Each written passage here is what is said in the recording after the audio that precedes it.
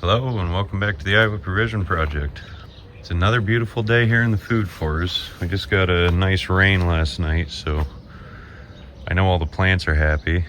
I didn't think it was going to rain, so I ended up watering some of the Roma tomatoes down there that, well, they still need it, but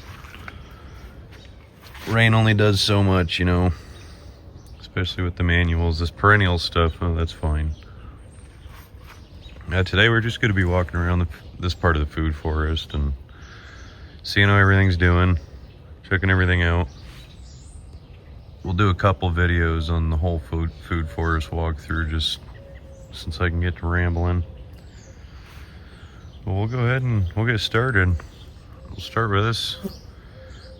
If any of you seen this in my other videos, I think it's 7.5, 8 foot tall.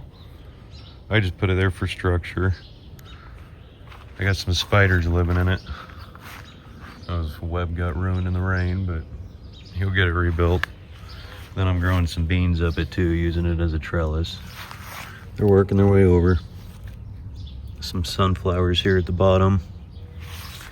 I'm not sure what variety they are. I had a kind of a mixed seed pack of sunflowers, so I mean, I have the names, so I can look up the names and verify them with what the flowers look like when they flower, but I don't know right now. Them are Kentucky Wonder pole beans. That's mainly what I grow for my pole beans. Some zinnias coming in over here, nice. Oh, look at that. Another pigweed. Last couple days I've been going through back here and weeding stuff where I could. Mowed out trail here,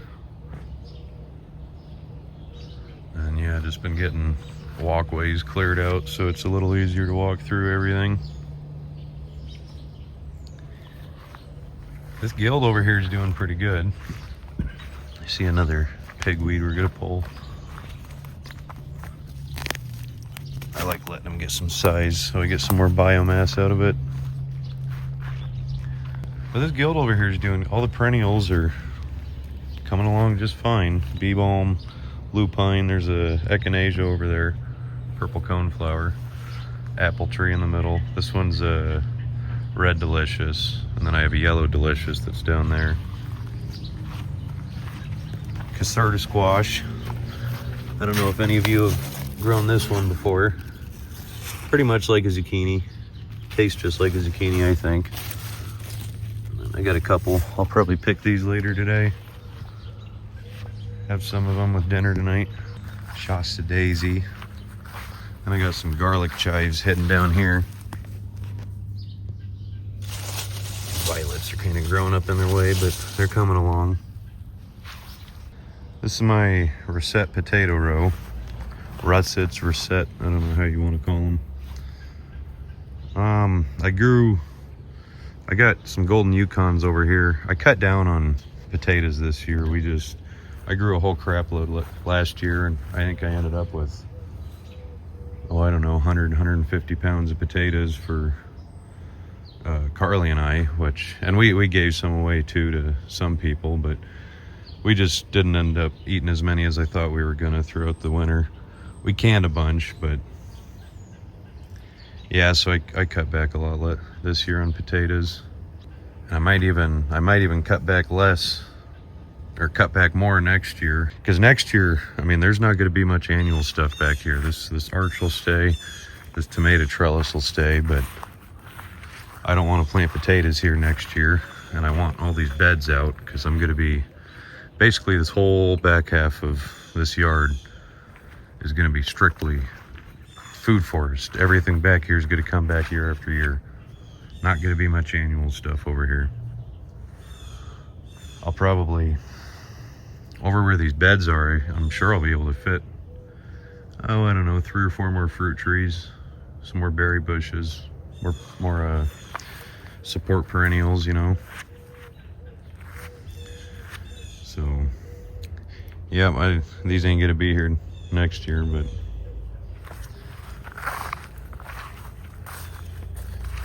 I got peppers scattered all throughout the yard.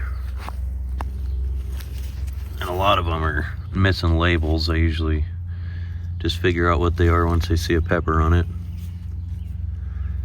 I'm assuming this one is a hot pepper though. Actually, I know it's a hot pepper because most of my hot peppers I planted in ground throughout this area. And then down there, there's another one right here if you didn't see it behind the squash. This one should be a habanero if I remember correctly. I don't grow a lot of habaneros. I usually only do 2 or 3 plants, and I end up giving away habaneros, but I use some of them in salsa and stuff. I just love how the cucumbers are coming in. All the flowers are coming up. A bunch of ground cherries. Most of those will end up getting pulled. I get volunteers every year, and well, like right here at the end of the potato row, I left one coming in. I'm gonna leave this one here. I'll probably leave 1 or 2 of these ones, and then I got some more down there and all around that are coming in. This oregano plant, I'm letting this one stay flowering and going to seed. I'm gonna save seeds off of this, and then I'm also gonna let it self-seed itself around here, see how much luck it has doing that. I have a few other oregano plants down here in places that, those are the ones I've been harvesting off. Oh, this poor snapdragon. Yeah, this thing was like a week and a half ago, it fell over this way in a windstorm. So I propped it back up this way, and I've been hoping it was gonna stand itself back up straight, but it's not. I mean, kinda, but they're just curling back up and straight. This, I pulled everything else that was right here, so that's why that's bare. If it hadn't rained, I might still plant tonight, but carrots are going in here and here. There's already carrots there and carrots everywhere. I love carrots. I can so many carrots. So we make the space for them. I just mulched all this today, or not today, it was yesterday, sorry. I just mulched all this yesterday. I mulched all this yesterday too. I mean, it's been mulched, but I added more mulch just since we're getting into a lot more consistent heat. Then I went ahead and cut a bunch of borage and added some fertilizer down there for the tomatoes. Those will start getting fed here in a few days. Well, maybe in a week, but yeah, they're looking happy though. I think this is my last year doing Amish paste though. There were supposed to be 4 of them right here. One of them died, so I replaced it with this San Marzano here. This one just looks like crap.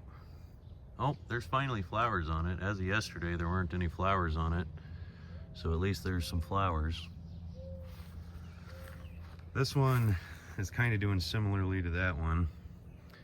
It's had some more consistent flowering though and fruiting. Then this Amish paste, I mean, this one's just doing pretty good so far, just full of tomatoes. Ooh, I gotta cut that leaf off. And it's just like this every year with my Amish pastes. I never have luck with them. I decided this isn't the only San Marzano I have. I have, oh, I don't know, 6, 7 more planted throughout the rest of the property. And if those do better than my Amish paste, I'm just done growing Amish paste. I'm just gonna stick to the San Marzanos or experiment with another paste tomato. But 3 years growing Amish paste, and this will be the most I've gotten, to be honest, out of Amish paste. I grow pink brandywine every year, all sorts of different cherry tomatoes. I got this Kellogg's Breakfast. I mean, it's doing beautiful. My brandywines always do phenomenal. My cherry tomatoes always do phenomenal, but every time I try Amish paste, it just seems like it's a really picky tomato. I don't know why. I don't know what's special about it.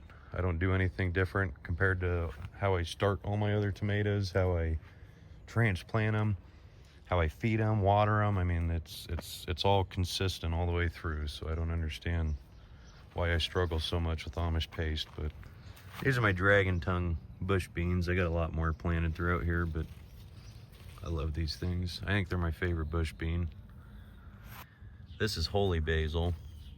And then, I don't know if you've seen it, there's another one right here by these front of these tomatoes.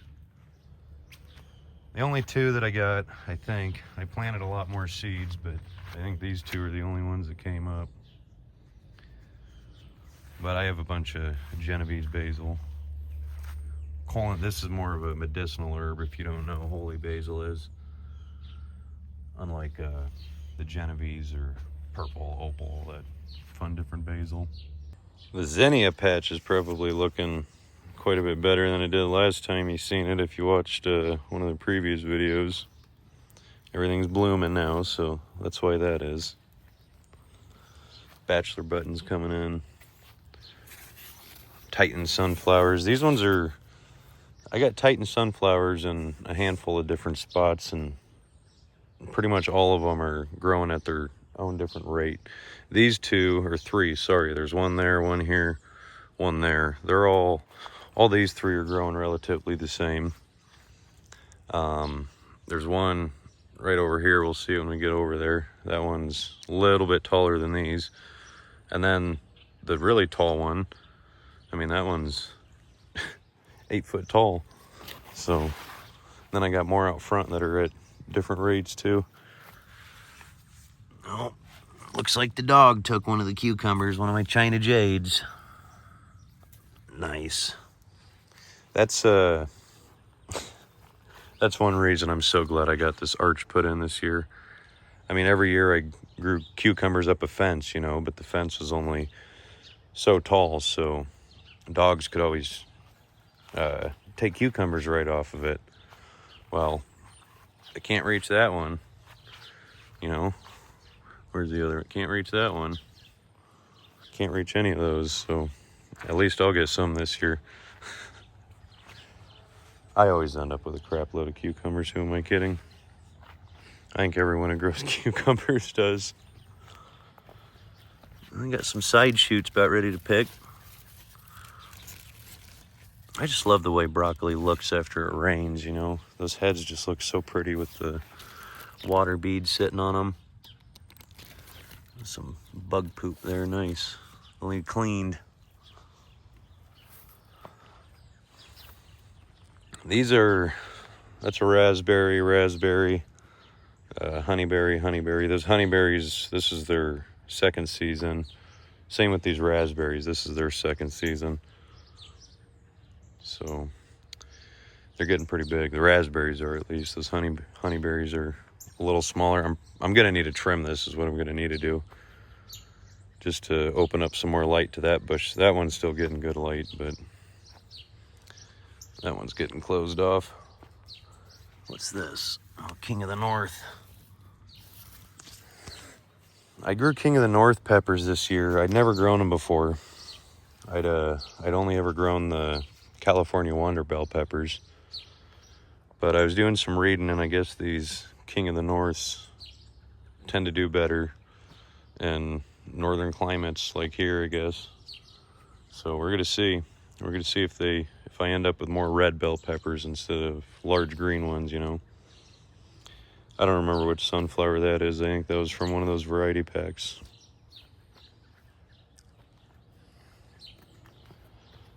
These are different than, this is the Titan one. These are, I'm pretty sure these are double Sun King, which those ones are really pretty when they bloom. I mean, they all are, but that one's got a lot. This one's got one big head. There's another one of the ground cherries I've left. Getting filled out there.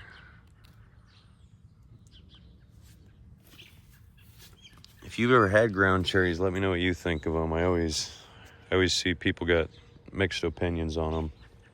I love them, but I know others don't. This is Carly's little flower bed.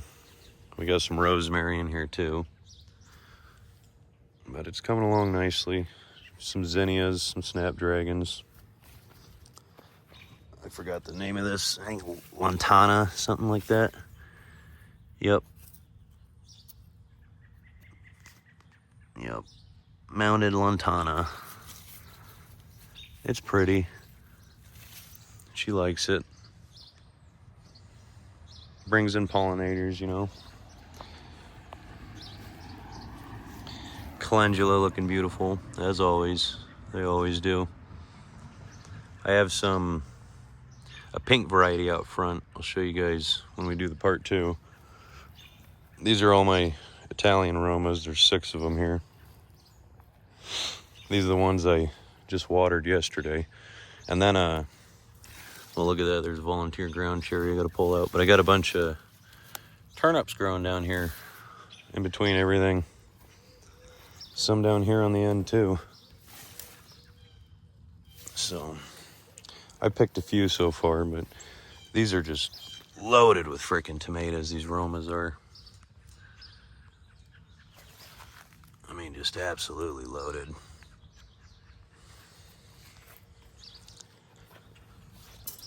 We are going to have a lot of sauce to make. Well, sauces, salsa, all that fun stuff. There's just so many. And then I have 8 more that I planted, I don't know, 2.5, 3 weeks ago. So I'll be harvesting those ones sometime in September. So that'll be fun. Another pepper back here we walked past. It's just another jalapeno. There are a lot of jalapenos around here. I bet I got 15, 20 jalapeno plants. Random onion. Technically not random. I mean, I put it there. These are just Black Beauty zucchinis. These are the only zucchinis I ever grow. Year after year. I've never even tried another zucchini unless you consider caserta squash a zucchini, which, I mean, it sure tastes like it. But I've only ever grown Black Beauty. You know, I have Lord's plenty of luck with them, so, you know, why change it up? Don't fix something if it ain't broke, right? I got more out back, and then I'm actually going to be planting some more by the end of the week. Probably not a lot more, maybe, I don't know, 4 more plants maybe out in a different spot. This tree guild, this is my favorite guild so far, just because the perennials are big. Well, it's not just perennials, but everything's just big and blooming beautifully over here. It's so aesthetically pleasing to walk over here, you know. Woodland sage, bee balm. Oh, that's a longleaf ground cherry. I got a big plant right there with a bunch of cherries on it. You might be able to see. There's a big old mammoth dill. Another hot pepper heading down here. I'm not sure which one that is. We'll find out when it starts bearing some fruit. Another onion. That one's a little smaller. Yarrow, black-eyed Susan, zinnias. Can't go without the zinnias, you know. They gotta be one of my favorite annual flowers. This Love Lies Bleeding Amaranth is up there too, though, for favorite annual flowers. There's some more of these dragon tongue beans.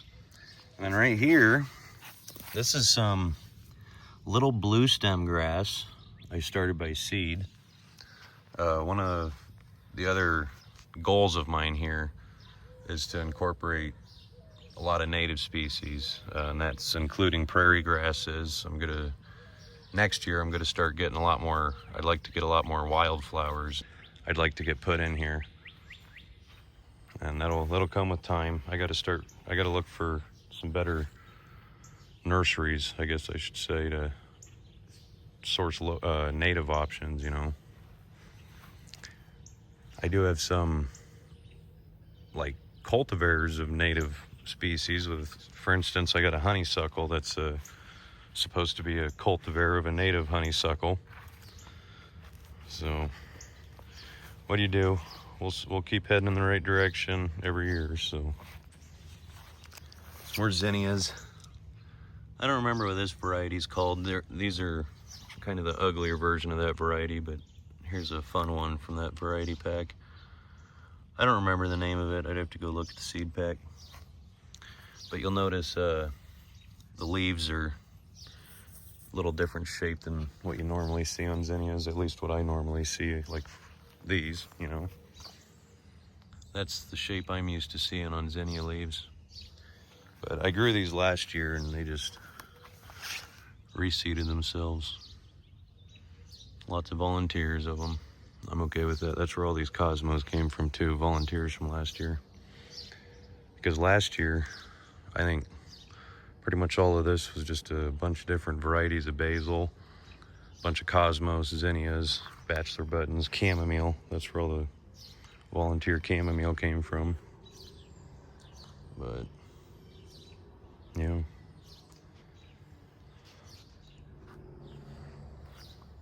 Which one's this? Oh, this is a cayenne pepper. There's another one. I think that's the other cayenne. Yeah, that's a corbaci. We'll go around this way. Well, so back to that little blue stem quick. So I started this by seed. I think there's 5 or 6 other plants that I started throughout the yard of little blue stem. Oh, AC just kicked on, so sorry about this. But yeah, those are going to be real nice when they come. And I planted them, I want to say it was right at the end of March, beginning of June, right in there. But they're chugging along. Toothache plant, Spilanthes. If anyone's ever grown this or seen it, hint the name, it has been used traditionally to treat toothaches. I'm gonna do a taste test video on it here one of these days. This is the first year I've successfully grown this by seed. I've been trying for 3 years to grow it by seed, and every single year something different happens and they just don't make it. If I can find the photo, I'll post it on here. But last year, for instance, I had hundreds of seeds started. Perennials, annual flowers, vegetables, I mean, everything. And I had them sitting out in a little greenhouse out on the deck, a couple little greenhouses out on the deck, and the weather was fine that day. And I think this is only like the second day I had put them out there. I mean, it had just started. The weather had been fine, and we decided to go to the city and get groceries and come back home, and both of them it got windy while we were gone, and both of them are toppled over. It's a blacktail mountain watermelon. I'd never grown this variety before. I liked the King of the North. I was doing some more research into varieties that grow well in this climate, you know, just because same as the bell peppers, you know, I just was always dissatisfied with how they were turning out. Same thing with all my watermelons. So we're trying this Blacktail Mountain. We're going to see how this turns out. I got another one tucked in right over there if you can see it, but it's a little further behind than this one. You got some more peppers. This whole row these are all banana peppers. Yeah, even that one. Not that one though, that's the cayenne. Then row of marigolds in front, and then onions in between everything. Well, so out front I did the same thing with another pepper row, but I don't plant these onions here with the intent of eating them. I mean, if they get to the point where I can eat them, they're big enough and stuff, cool. But what I'll do is, I put them here to hopefully help deter pests, you know. I mean, onion sure smells strong, and some of those pests don't like it, so that's one reason I do it. And then the other reason, you know, it just fills in space. Plenty of room to slap an onion in there. Even if the peppers get bigger and shades them out, whoop-de-doo, you know. I mean, I didn't plant them there to eat them. I'll more than likely let them overwinter and take seed from them next year. I started them by seed. All my onions I started by seed this year too, which, just like the toothache plant, was another first for that, starting them by seed, because every year something different happened and they just never made it, so I'd always have to go by sets. And not this year. I got lots of onions this year. All these, they're mixed everywhere, and then I got a whole bed full of them out front, so it turned out good. It's more Lovelace bleeding amaranth. Such a beautiful, beautiful plant. If you can't tell, I like different heights throughout the food forest. It's satisfying. That's like this ugly stick here, or 2 sticks. That's why I put that there for height. And I'm growing pole beans up it. And birds can land on it and scope stuff out. And insects can land on it and scope stuff out. I mean, it's just, I like the different levels. It's satisfying to look at, I think. And I think it works good too, you know. I don't have problems with it yet. Another Titan, 2 more Titan sunflowers actually. These ones were planted later. That's why they're smallest of them all. I just transplanted this year from out front. Divided it up. It needed it. Okra coming in here. One of my raspberry bushes. New one. I just put that one there this spring. Dug it up from one of the plants out front. These are my bitter melon. This is my first year growing them. I'm really excited to try them. And I hope they turn out all right. They're doing all right so far. I got, well, one there and one here, and then just pole beans on the outside of it on each corner. That's a volunteer squash. I don't know what kind it is yet. I am very curious to find out. And of course, it's only got male flowers on it at the moment, so I can't see what squash it is. Backtrack over here and look at this bee hotel I made. Now I have what, 3 or 4 of those ones you can buy from the stores. But this year I decided to take a big old log and make my own, and I gotta say it's worked. Like right there's a filled in hole. That one's filled in. Filled in there. And I can tell some of these are leaf cutters. And then I think like this one, for instance, I think that's a mason wasp. I don't think it's a mason bee. I don't ever see mason bees on my property, but I do see mason wasps, and I have a lot of leaf cutters. And I'm sure there's some, I don't know, maybe it is a mason bee, but I know somebody's been using it though for its purpose, which makes me happy.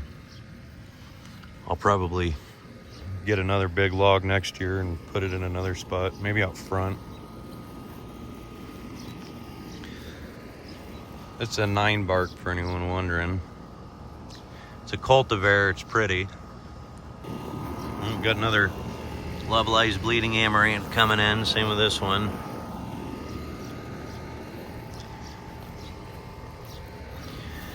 Here's one of my oregano. I think I got another up front, but then another one here. Catmint right here. This is some Paris Island romaine lettuce I planted here. I don't even remember when, but I gotta start picking it. And some red merlot tucked under there.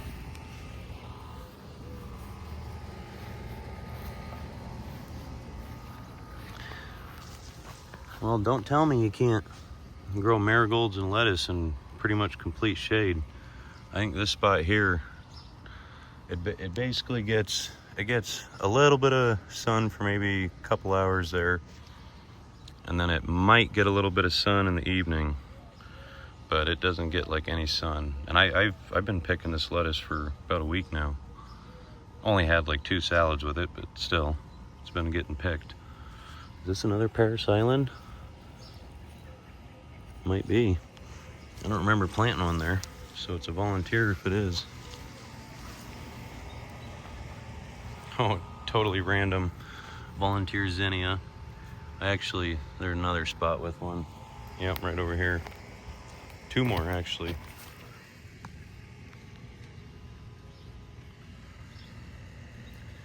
I'll be curious to see what color they turn out. I got a little water dish tucked back behind these for any bugs or anything that wants to come get some water. There's not a lot. There's only some in there right now because it rained. It was dry yesterday, but yeah, more just little micro habitats. That's what all the wood is you see. And if you've seen my other video, it gets used around the guilds and stuff to help retain moisture, all that fun stuff. I'm gonna have a basil.